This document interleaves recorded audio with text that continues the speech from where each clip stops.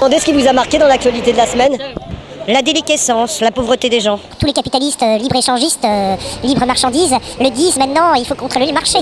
Des choses qui vous ont marqué dans l'actualité de cette semaine, à toi. J'ai pas le temps. En 2 secondes. Oui, si, ce qui m'a marqué surtout, c'est la mort de Mandela. C'est évidemment la mort de Nelson Mandela. Vas-y, représentez quoi pour toi, Nelson Mandela? Nelson Mandela, moi je l'ai rencontré en juin 90 après sa libération parce que j'étais au mouvement des jeunesses socialistes et j'ai été mandaté pour représenter et le MJS et le PS, donc j'avais 25 ans, dans le comité de libération de Mandela. Franchement, la disparition peut-être de Mandela. Il n'y a pas de grands hommes qui se détachent actuellement. On voit des gens qui sont inquiétants, des Poutine, des machins, mais des gens qui donnent une direction, ça manque un peu. Voilà. Ça m'a marqué, ça m'a touché. C'est un symbole de l'humanité quand même, ce monsieur-là. C'est un grand monsieur, puis quel courage quand même, hein. Quel parcours. Hein. Je trouve que c'est un symbole de l'universel, ce monsieur. C'est en ça que l'humanité d'universel.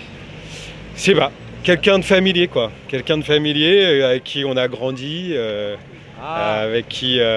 Quand même. Un grand-père en fait, un grand-père, un bon grand-père. Un grand-père qu'on aurait voulu avoir. Les grands hommes doivent mourir aussi, hein, donc voilà, ça doit arriver, il avait 95 ans, c'est normal aussi à un moment qu'il meurt.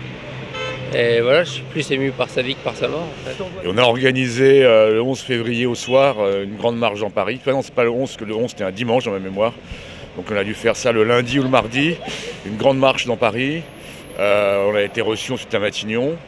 Et puis lorsque Mandela est venu en France en juin 90, il a été reçu par le PS. Et à l'époque, il était venu surtout pour demander le maintien des sanctions contre l'Afrique du Sud. Donc c'est l'accueil de Mandela quand il rentre au siège du PS. Tu vois ? Ah oui, d'accord, je le vois là. Voilà. Tu vois, il est là. Avec Winnie. Voilà, il m'a pris dans ses bras. Enfin, pour moi, donc ça a été une des rares causes pour laquelle je me suis mobilisé à l'international. Il y avait la question palestinienne et la question sud-africaine, l'abolition de l'apartheid. J'ai commencé en 84-85. On était en vacances, je crois, à Londres. Et à Trafalgar Square, il y avait tous les dimanches une immense manifestation devant l'ambassade d'Afrique du Sud. Et c'est comme ça que ça a commencé. Tu vois ce regard ? D'accord, je le vois ce regard. Putain, c'est super. Je pense qu'effectivement, tous ceux qui l'ont rencontré disent une chose, c'est quand ils te regardent, tu sens à la fois la détermination, de la douceur et de la bienveillance et de la force. Voilà. Donc, je pense pas que ce soit le seul homme ou le dernier homme. C'est pour ça aussi qu'il ne faut pas trop non plus s'émouvoir de sa mort, parce qu'il y en a d'autres qu'il faut honorer aussi. Ce que je retiens aussi, c'est le fait qu'il ait été mis en prison, mais qu'à la fin, il ait quand même été reconnu, et qu'aujourd'hui, on célèbre sa mort. Donc c'est optimiste, finalement. Pour moi, c'est l'homme vivant pour lequel j'avais le plus d'admiration. Sinon, bah oui, encore l'Afrique, les massacres en Centrafrique, tout ça, on ne comprend pas très bien comment ça dégénère. Mais la Centrafrique, je me dis c'est terrible, mais je me dis aussi, bon, les aides, bon, mais... Et on va bien les exploiter après, quoi. C'est toujours pareil, quoi. On aide et après on va demander les dividendes. Hein. Mais bon, il faut quand même qu'on les aide. Mais ce qui m'énerve un peu pour la Centrafrique, c'est qu'on a laissé pourrir la situation. Et maintenant qu'elle a bien pourri, on se ramène avec notre armement. Donc quelque part, on fait le bien d'un côté, on écoule notre armement.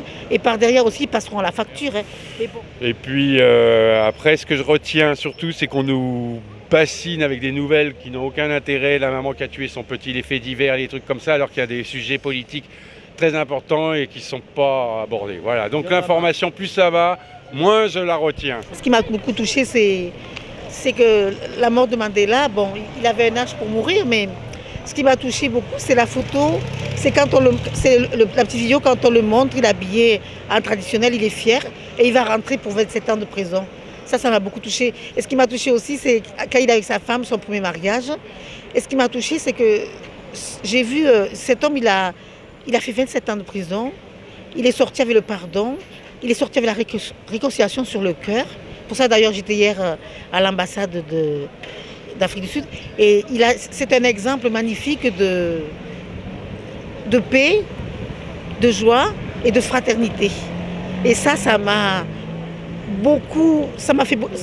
fait beaucoup de peine. Il va nous manquer énormément. C'est là où on perd quelqu'un. C'est les derniers héros que nous avons. On en aura d'autres héros, hein, mais il va falloir peut-être attendre un petit peu. Donc, plus ça va aller, moins j'aurai de choses à dire à Télébocal sur l'actualité de la semaine. Parce que, mais non, de moins en moins, parce que l'actualité, elle est nulle.